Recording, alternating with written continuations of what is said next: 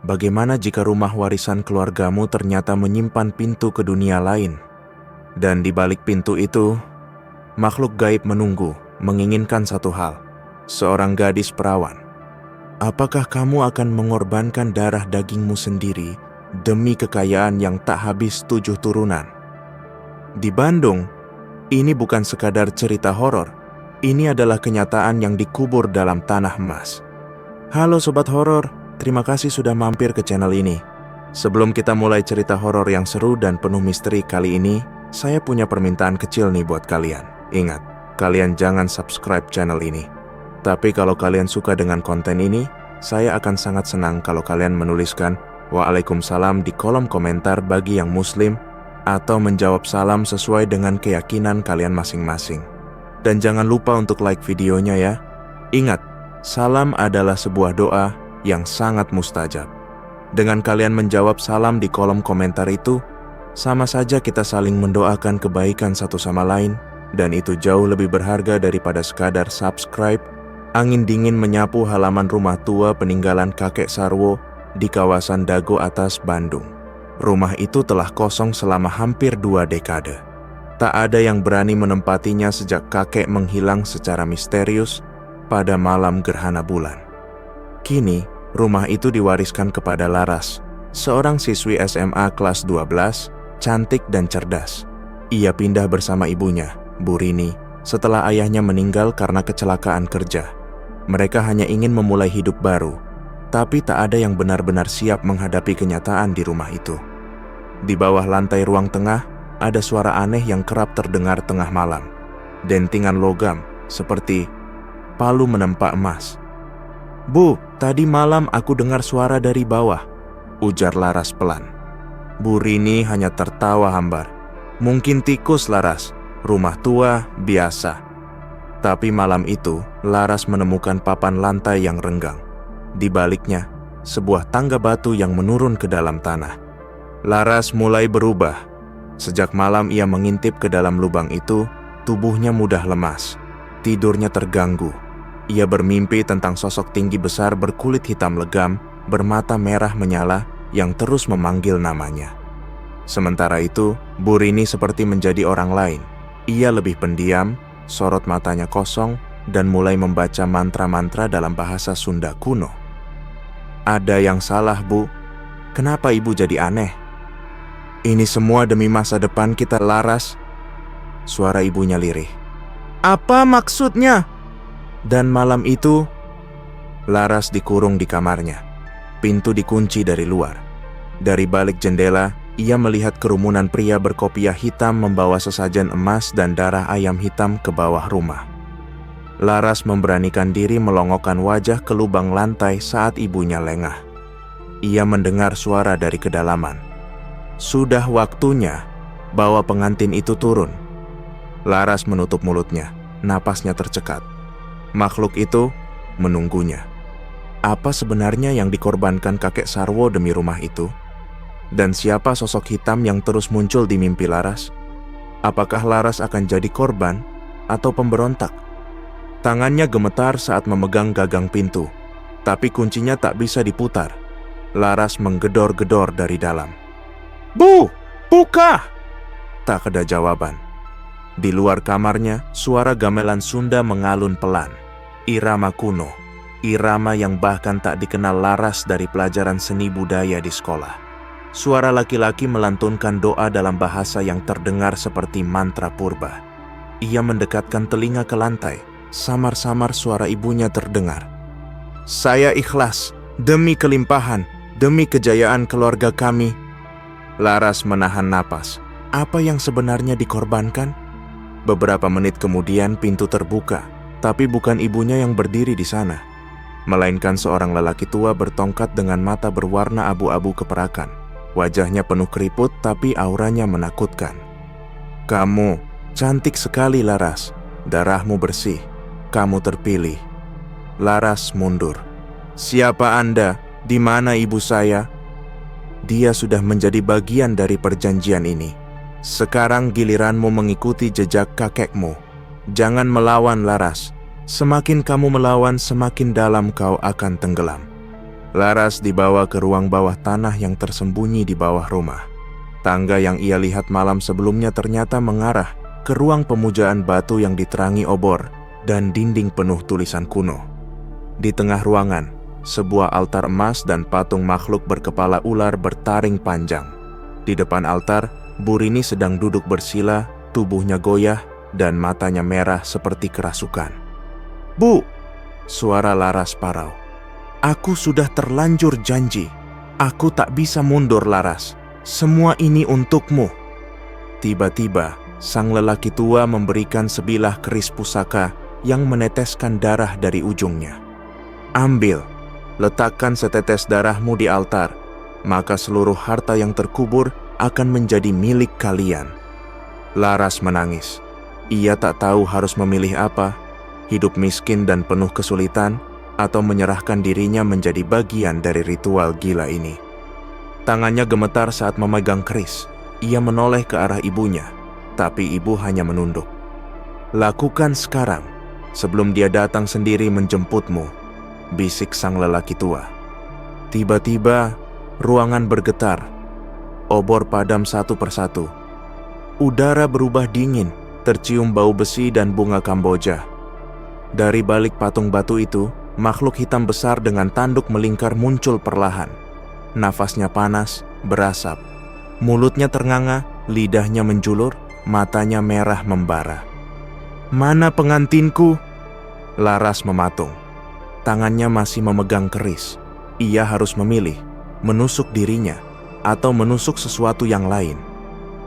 Dengan teriakan penuh emosi, Laras membalikkan badan dan menusukkan keris itu bukan ke dirinya, tapi ke tangan lelaki tua itu. Lelaki itu menjerit, tubuhnya menghitam. Darahnya bukan merah, tapi emas cair. Makhluk itu mengaum keras, dinding retak, altar bergetar. Ritual telah gagal, tapi harga dari kegagalan lebih mengerikan. Darah emas mengalir dari tubuh lelaki tua itu, mengalir deras ke lantai batu dan menyentuh ujung altar. Laras terdiam, nafasnya tercekat. Ia tak pernah membayangkan darah manusia bisa berwarna seperti itu, cair, panas, berkilau seperti logam mulia. Tapi kematian lelaki itu bukan akhir dari masalah. Justru, itu adalah pemicu kehancuran. Suara geraman memenuhi ruangan. Makhluk bertanduk melengking tinggi. "Perjanjian telah dilanggar." Lantai bawah tanah bergetar. Patung-patung batu retak. Dinding mengelupas seperti kulit terbakar. Burini menjerit keras. Tubuhnya terlempar hingga membentur dinding. Matanya kembali normal. "Laras, lari!" Tapi jalan keluar sudah tertutup. Batu-batu di ujung tangga jatuh, menutup satu-satunya pintu. Laras hanya bisa memeluk tubuhnya sambil berteriak. Makhluk itu kini merangkak turun dari altar. Wajahnya kini lebih jelas. Tanduk seperti kerbau, mulut dipenuhi gigi seperti belati, dan mata ketiga terbuka di dahinya, menatap langsung ke arah Laras. "Kau utang satu nyawa, darah perawan tetap harus diserahkan." Makhluk itu mengangkat tangannya yang panjang, kuku-kukunya tajam dan melengkung, bersinar emas. Tapi tiba-tiba, ia berhenti. Ia mengendus. Ia melangkah mundur. Ia membungkuk ke tanah, lalu menjerit seperti kesakitan. Ada kekuatan lain yang ikut campur. Laras melihat sebuah simbol bersinar di dinding batu. Simbol yang tak ia sadari sebelumnya. Seolah-olah baru muncul karena darah emas yang meresap ke tanah. "Bu, itu apa?" Burini dengan nafas tersengal berkata pelan. "Kakekmu dulu menggambar simbol itu sebagai jalan keluar terakhir. Tapi butuh pengorbanan." "Pengorbanan apa?" Burini memandang Laras dengan mata berkaca-kaca. "Satu jiwa harus tinggal di sini untuk menggantikanmu." Laras mematung. Makhluk itu semakin lemah, meringkuk di sudut altar, tapi tetap menatapnya tajam. Burini berdiri dengan sisa tenaganya.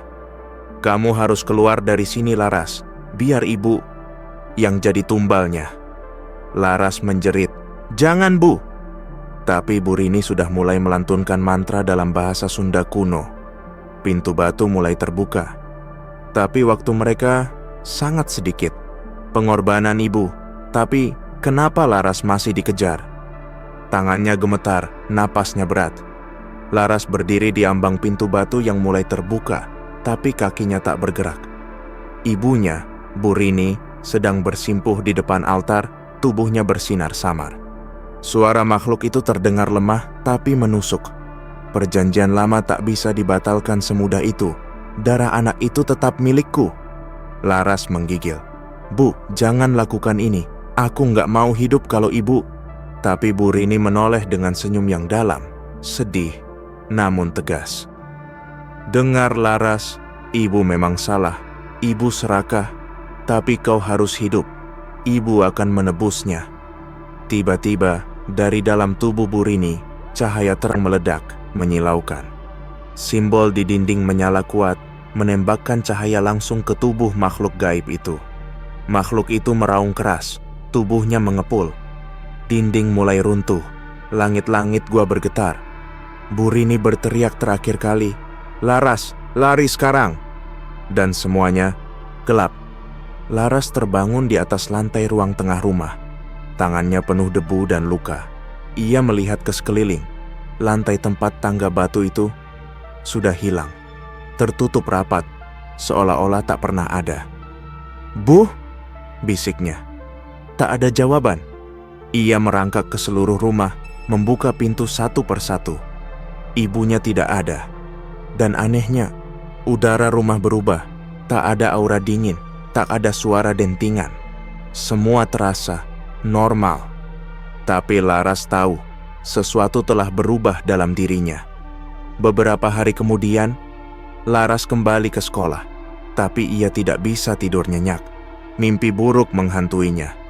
Ia bermimpi berada di bawah tanah lagi, tapi bukan di altar. Di dalam lubang gelap, diikat, dan makhluk itu mengendus tubuhnya.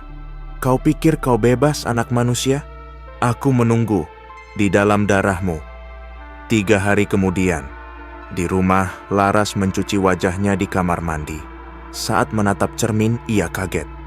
Matanya berubah, ada semburat merah di irisnya. Di lehernya, terukir simbol kecil, simbol yang sama di dinding batu itu. Dia menjerit. "Apa ini?" Malam itu, ia mendengar suara dari dalam tembok rumah. Bukan suara makhluk, tapi suara ibunya. "Laras, jangan percaya semuanya sudah berakhir. Mereka datang lagi, bukan hanya 1, tapi 7. Dan kamu sudah dicap." Laras menutup mulutnya, tubuhnya gemetar. Ia sadar, pengorbanan ibunya belum cukup. Makhluk itu masih menginginkannya. Dan yang lebih mengerikan, ada makhluk lain yang ikut mencium darahnya. Cap gaib di leher Laras dan 7 makhluk yang mulai muncul. Laras duduk memeluk lututnya di sudut kamar. Lampu kamar menyala terang, tapi itu tidak membuatnya merasa aman. Ia tak tidur 3 malam. Setiap kali menutup mata, ia kembali ke lorong batu berdarah itu. Suara ibunya terus berbisik dari dalam dinding. "Mereka datang lagi, bukan hanya 1, tapi 7 penjaga." Laras mengusap lehernya. Cap itu masih ada. Semakin jelas, bentuknya seperti mata ular yang dilingkari 7 bintang kecil. Ia memeriksa tubuhnya di cermin. Di punggungnya, muncul 1 bintik merah baru, panas dan berdenyut. 7 cap, 7 tanda, dan saat semua muncul, pengantin tidak bisa lari. Tanda lokasi esok pagi di sekolah. Teman-temannya mulai memperhatikan perubahan Laras. "Lo kenapa, Ras? Kayak dikejar setan," canda Tiwi, sahabatnya. Laras hanya tersenyum kecut. Ia tak bisa ceritakan mimpi-mimpi aneh itu. Tapi saat sedang duduk di kelas, tiba-tiba lampu padam. Listrik mati. Dan dari luar jendela, seorang penjaga sekolah berlari panik. "Ada mayat di pohon bungur belakang sekolah." Tanda tempat kejadian. Polisi dan guru berkerumun. Laras ikut berjalan pelan ke arah pohon tua. Seorang laki-laki parubaya ditemukan tergantung terbalik, wajahnya membiru dan lidahnya dijahit dengan benang emas. Di dahinya tertulis dengan darah. 1 dari 7 sudah menjemput, yang lain menyusul. Laras mundur pelan, Matanya menatap horor ke arah batang pohon. Ada simbol kecil yang sama seperti di lehernya. Tidak mungkin, bisiknya. Tanda lokasi malam harinya di kamar. Laras mulai meneliti jurnal-jurnal tua peninggalan kakeknya yang ia temukan di gudang. Ada satu halaman yang menarik. Pesugihan leluhur 7 penjaga. Setiap penjaga bertugas memastikan pengantin diproses sempurna. Jika gagal, penjaga akan memburu.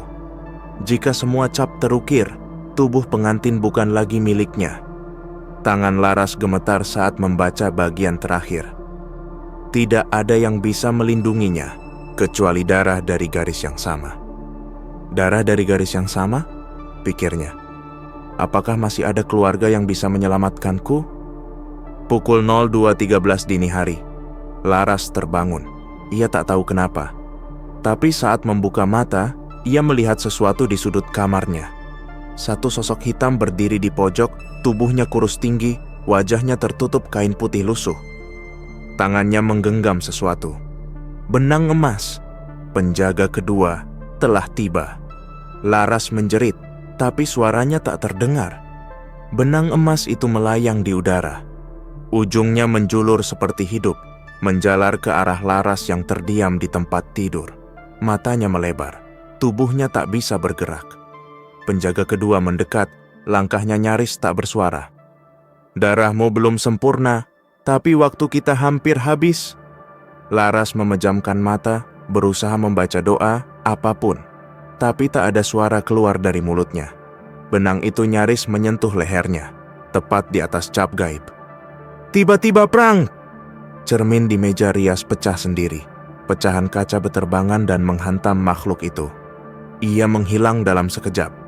Tapi benang emas itu tertinggal di lantai, berdenyut pelan.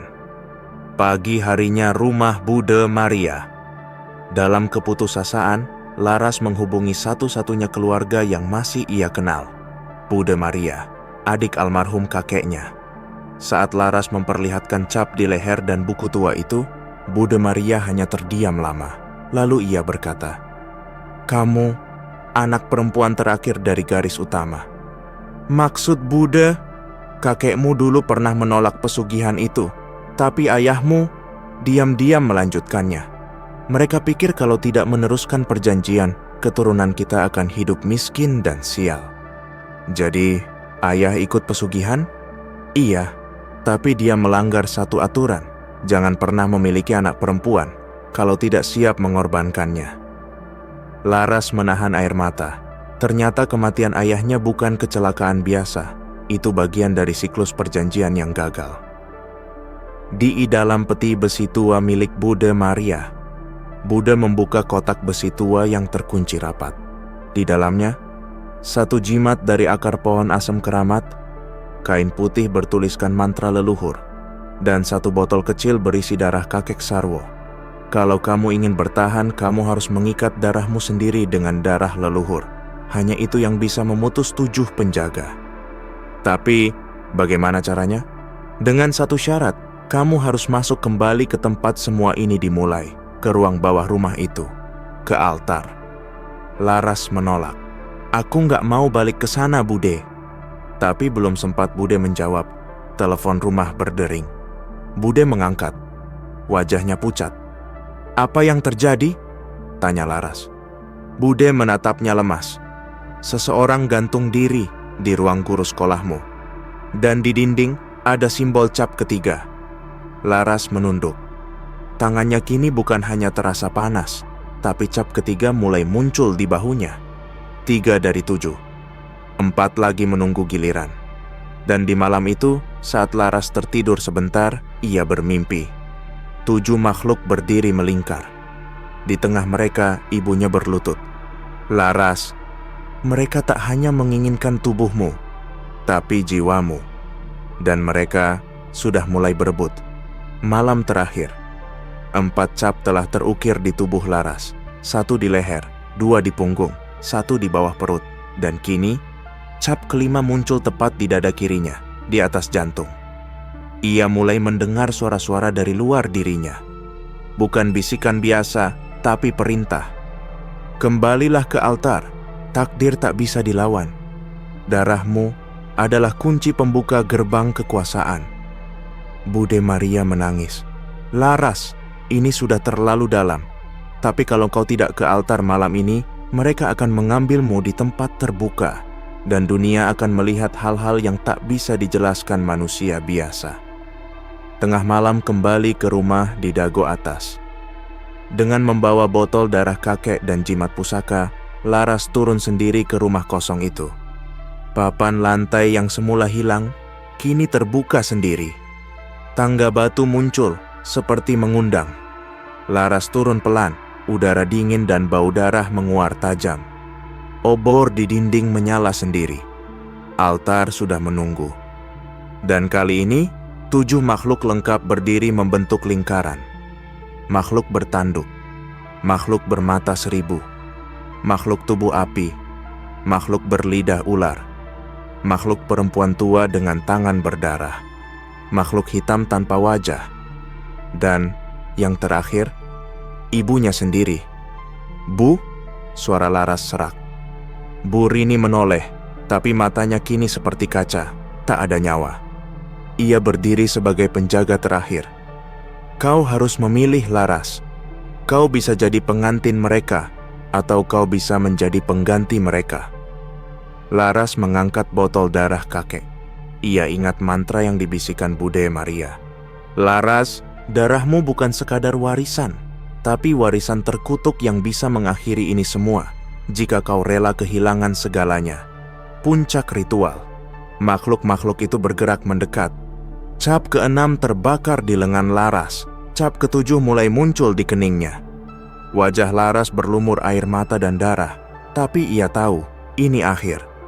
Dengan gemetar, ia membuka botol darah dan menuangkan ke seluruh tubuhnya sambil membaca mantra leluhur. "Darahku darah mereka, tapi jiwaku bukan milik siapapun." Altar meledak, simbol-simbol di dinding menyala. 7 makhluk meraung. Ibunya berteriak nyaring, lalu tubuhnya menghilang dalam cahaya. Keesokan pagi, Laras ditemukan oleh warga. Tak sadarkan diri di ruang tengah rumah. Rumah itu kini kosong, retak, tak ada lorong, tak ada altar, tak ada jejak apapun. Tapi satu hal yang jelas, semua cap di tubuh Laras lenyap. 6 bulan kemudian, Laras kini tinggal di luar kota. Ia mencoba hidup normal. Tapi di kamar barunya, ada satu lukisan yang ia gambar sendiri, meski tak sadar. 7 sosok berdiri di balik bayangan. Dan di tengahnya, dirinya sendiri, duduk di atas tahta batu, dengan mata menyala emas. Suaranya berbisik, seperti kerasukan sendiri saat melukis. Pengantin sudah menolak, maka warisan jatuh padanya. Kini dialah tuan dari 7 penjaga.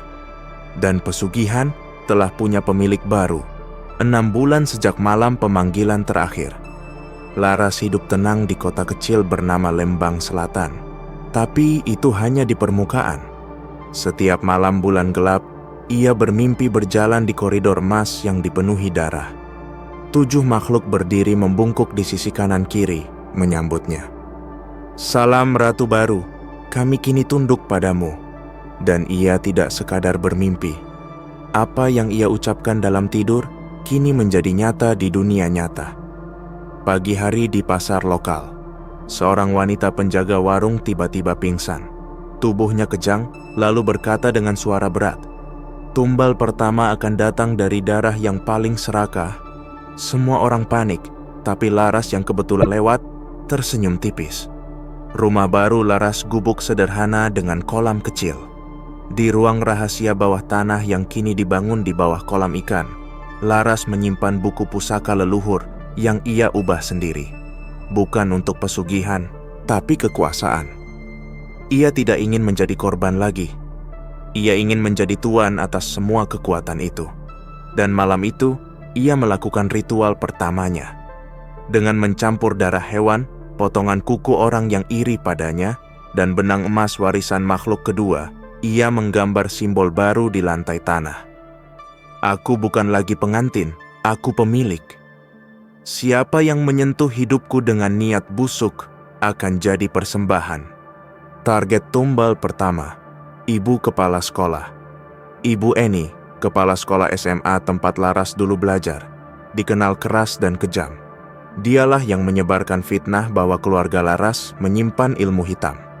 Dan malam itu, Ibu Eni ditemukan tewas di rumahnya. Lidahnya hilang. Di dinding rumahnya tertulis satu kalimat. 1 untuk pengkhianatan, 6 lagi untuk penguasaanku.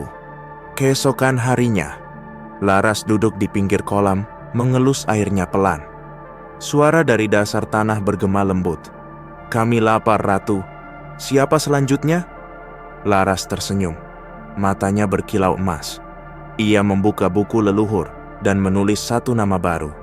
Tiwi, sahabat yang mengkhianati. Akhir part 5 cliffhanger baru. Malam itu, Tiwi bermimpi buruk. Ia berlari dalam hutan yang gelap, dikejar suara gamelan dan langkah-langkah raksasa. Saat ia menoleh, Laras berdiri di tengah jalan dengan mata menyala, mengenakan mahkota dari darah. "Kamu pernah tertawa saat aku dihina. Sekarang, aku yang menentukan nasibmu."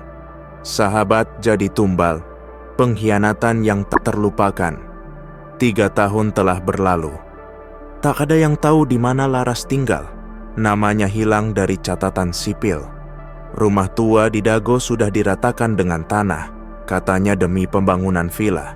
Tapi para pekerja bangunan, tak satu pun yang selesai bekerja. Selalu berhenti karena mimpi buruk, kematian misterius, atau gila tiba-tiba.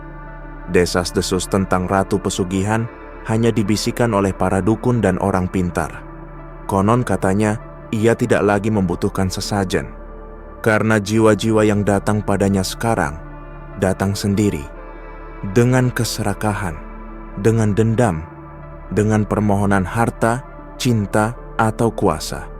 Di tempat yang tak dikenal, ritual terakhir.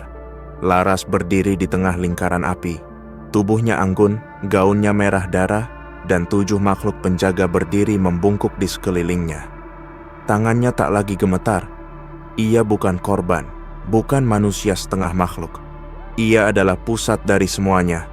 Aku tidak butuh tumbal lagi, karena mereka menyerahkan diri. Suara narasi terakhir. Di Bandung, di balik hiruk-pikuk kota modern, masih ada kekuatan kuno yang tak tidur. Ia menunggu dalam senyap, dalam bayangan, dalam kesepian. Dan jika suatu hari kamu bermimpi melihat perempuan bermata emas tersenyum di tengah hutan sambil mengulurkan tangan, berhati-hatilah, jangan pernah balas senyumnya. Karena itu undangan untuk masuk ke dunia yang tak bisa kau tinggalkan. Tamat.